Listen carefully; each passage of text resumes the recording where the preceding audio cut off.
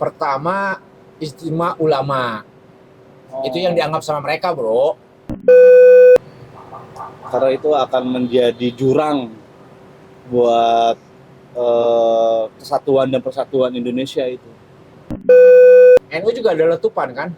Ya walaupun Yang misalnya tidak secara struktural ya, tapi kan kultural banyak juga mayoritas. Secara struktural juga NU Jawa Timur kan digulingkan juga kan, Pak Kiai itu.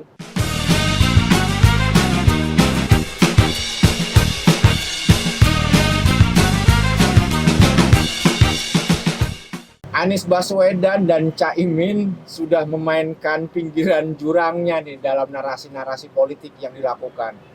Sehingga sekarang di akhir-akhir ini muncul lagi istilah politik identitas.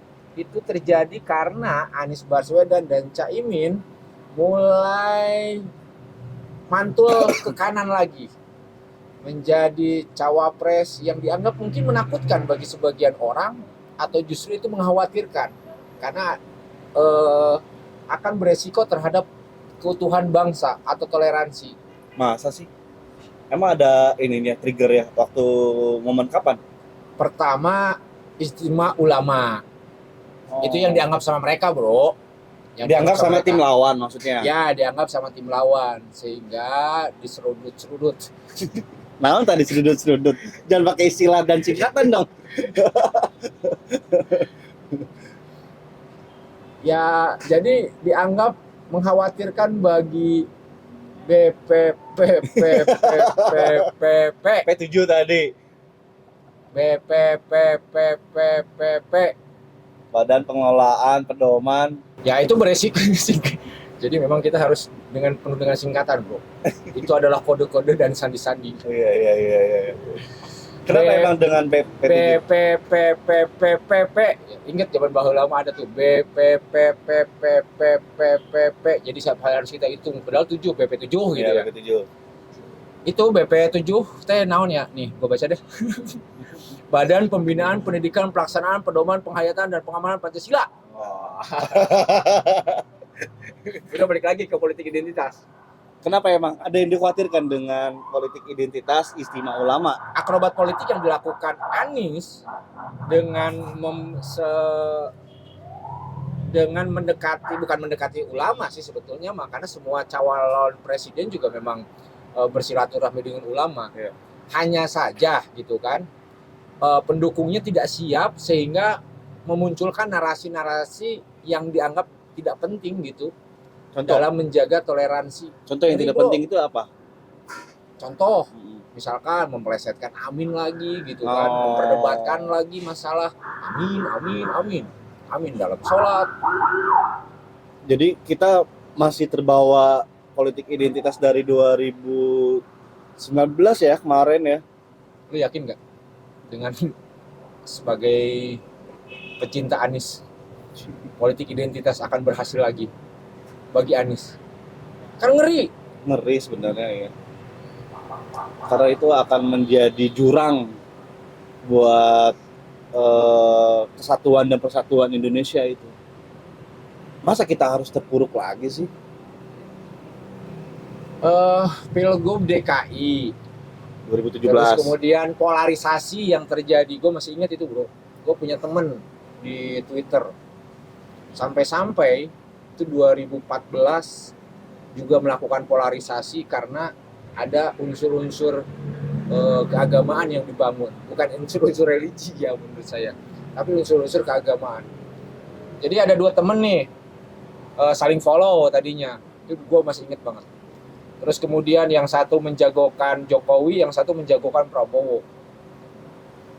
Perdebatan seperti biasa lah, khas Twitter dulu kan 2014. Terus merasa tidak ada titik temu gitu dalam perdebatan itu. Yang gue baca sih terjadinya hanya pada debat kusir. Akhirnya gelut fisik, Berantem ketemuan. terus akhirnya mereka mensepakatin udah gini aja dah, kita ketemuan, kita berantem, tapi sebelum berantem bikin di batas materai, tidak saling lapor polisi. Masih inget itu? Itu meruncing bisa sampai kayak gitu ya? Dari perselisihan, dari polarisasi agama juga ya? Iya, polarisasi agama juga waktu pas, kan inget dong waktu eh 2019. Iya. Jokowi sama Prabowo Prabowo. Prabowo disosokkan sebagai dekat ulama. sosok yang paling agamis, paling islami, dan Jokowi sebaliknya misalnya. Kan akhirnya jangankan itu, geng di grup WA juga jumpalitan aja. Benar. Ingat gak bos? Dulu ada berita nih, nanti bisa dimunculkan ya, bahwa pendukung salah satu paslon yang anti polarisasi atau misalnya dikategorikan sebagai pembelot sebelahnya itu nggak boleh dikubur di warga sekitar gitu. Iya, iya benar. Atau contohnya misalnya gini, pendukung Jokowi nggak boleh dikubur di sini gitu. Itu ada dulu beritanya loh, sampai segitunya loh. Kalau polarisasi agama, ini mau kayak gini lagi? Harusnya sih bisa lah ya, enggak. Ya nggak tahu, itu kan pilihan. Ya, kalau polarisasi agama kan modelnya itu dia mulai dihembuskan dari awal-awal jauh sebelum pemilihan atau sebelum kampanye. Kalau sekarang kan sudah mendekati nih ya, tinggal 47 harian lagi lah ya. Rasanya sih harusnya bisa dibuat lebih adem gitu. Nggak usah sampai dibuat kayak gitu lagi. Apa itu godaan-godaan dari siapa yang melakukan itu? Padahal Anies sendiri seharusnya sudah berusaha menjauhi hal itu. Misalkan timnasnya banyak kan yang Tionghoa ya. Iya, dari yang muka agama lain. Rekrutmen, terus apa namanya tuh, pendeta juga ada Iya, yang dari masuk pemuka agama dalam lain. timnas. Dari Buddha, Kristen, Konghucu juga ada. Ya, tapi kan masyarakatnya yang nggak siap, emosional, pendukungnya yang nggak siap, terus aja memainkan itu, menarasikan dan mendeskripsikan Anies sebagai sosok yang memang harus dibangun sebagai seorang yang Islami.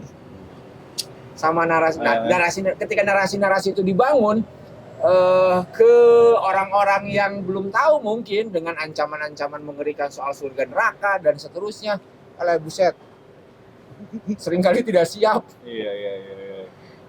Kitanya ngebangun lah. Harus ya, kan Anies itu ada Caiminnya ya, yang dari kalangan moderat dari NU lah. Harusnya itu dimunculkan juga tuh branding bahwa Anies berada di pusaran PKB atau pendukung yang mayoritas adalah NU, bisa menetralisir isu-isu itu gitu. Jangan sampai NU dengan tokoh Caiminnya sudah ada di situ malah terbawa. NU juga ada letupan kan? Ya walaupun misalnya tidak secara struktural ya, tapi kan kultural banyak juga mayoritas. Secara struktural juga NU Jawa Timur kan digulingkan juga kan, Pak Kiai itu. Iya, yang itu juga yang akhirnya ramai, dan itu juga kalau akhirnya terus menggelinding, itu yang dikhawatirkan. Iya. Ya Anies memang sudah menyampaikan, ayo para pendukung, mari kita melawan gitu kan, dengan gagasan dan ide, melawan dengan tidak tidak menyebarkan berita-berita bohong, tetapi secara tidak tegas, ayo kita hapuskan politik identitas. Khawatirnya ada penumpang gelap ya pasti dalam momentum ini ya. Ya pastilah, namanya juga politik, mana ada nggak ada penumpang gelapnya. Iya, harusnya itu juga bisa disterilisasi. Itu gimana caranya? Dengan pakai BPP. Dengan BP7 tadi. BPPPPPP. Apa itu? Lupa lagi kan? Agar kita bisa naik peringkatnya di SGIE. Iya. Harusnya juga pengucapannya nggak SGIE dong. SGIE. Nah, itu paling tepat. Kalau merujuk pada singkatan di bahasa asing. Sambil nyontek lagi. SGIE adalah, baca dulu bro, kayak gua tadi. Ya balik lagi lah, kalau politik identitas menurut gua itu hal yang sangat merugikan ya, bukan buat bangsa Indonesia, tapi buat semuanya ya. Ya kita melihatnya karena masyarakat memang belum siap, rakyatnya yang belum siap. Sebetulnya kalau kayak kita lah ya, kita kan sering berseberangan dong, hampir tiap hari gitu kan. Lu punya pendapat, gue punya pendapat, bahkan juga soal neraka juga lu punya pendapat, gue juga soal surga gue punya pendapat, lu setan juga punya pendapat. Gue juga punya pendapat. Tapi kan kita selalu tetap gitu masuk dalam koridor-koridor diskusi. Iya sih. Nah, ketika misalkan udah masuk dalam relung hati seolah-olah, oh iya ya bener ya, bahwa kematian besok akan terjadi. Kalau kita mati adalah kehidupan yang abadi adalah ntar setelah setelah kita meninggal. Sebenarnya kalau dalam politik identitas itu sudah hal yang biasa. Cuma yang paling merugikan dan paling membuat itu menjadi hal yang runcing adalah ketika polarisasi agamanya. Ya, bisa. Ya kan politik identitas dulu juga udah terkenal dengan Jawa non Jawa. Ya. Dari dulu kan itu kan identitas. Sunda. Ketika di Papua tidak boleh ada yang di luar non Muslim misalnya. Ya. Itu kan identitas dan itu sudah berlaku. Tapi yang paling mengkhawatirkan dari politik identitas itu bagiannya adalah polarisasi agama. Karena ini yang akan membuat jurang tadi gue bilang, persatuan dan kesatuan bangsa Indonesia itu dipertaruhkan ketika kita masih mengandalkan politik polarisasi agama itu. Sampai terjadi kan dulu waktu zaman Jokowi Prabowo itu juga di KUA banyak yang cerai gara-gara capres. Itu juga menjadi catatan tuh, betul. Suami dan istri kekeh gitu, yang satu pengennya ke Prabowo, yang satu pengennya ke Jokowi. Iya. Yang satu kenapa pengen ke Prabowo? Karena dia ngikutin pengajian terus mungkin. Iya. Ingat gak di 2023 ini juga sempat hampir tercetus tuh, atau apa ya istilahnya, tertrigger lah. Ada yang ditembak sama orang tak dikenal, salah satu pendukung pasangan calon itu di daerah mana gitu. Ada beritanya kok. Ya. Nah itu juga menjadi peletuk itu, jadi pemantik itu seharusnya. Tapi seharusnya untuk jangan bukan seharusnya. Kok seharusnya? Itu juga menjadi pemantik sebetulnya. Tapi karena mungkin bisa dinetralisir, akhirnya isu itu tidak berkembang secara liar. Nah ini perlu dilakukan itu. Kita lihat. Akrobat Kita politik ala Anies apakah akan dimainkan lagi seperti di 2018 ya? Ya. 2018 atau tidak? 2017. 2017. Pilkada DKI. DKI terus kepolarisasinya dibangun polarisasi di 2019. Waktu Prabowo Jokowi. Ya. Prabowo versus Jokowi. Ya. Itu emang berhasil. Iya. Dan kita dirugikan. Berhasilnya itu masyarakat melihat bahwa Prabowo sebagai sosok yang sangat Islami. Terus kemudian Jokowi dibangun sebagai sosok yang belum Islami. Ya di luar itu ya. Iya. Meskipun itu kan akhirnya dibantah sehingga untuk menyatakan itu bahwa memilihlah cawapresnya guru kita semua. Kiai Ma'ruf Amin. Untuk melenyapkan itu kan tudingan-tudingan yang bagi Jokowi pasti menyakitkan. Oke, nanti kita diskusi lagi. Bukan diskusi lagi bahasa kita.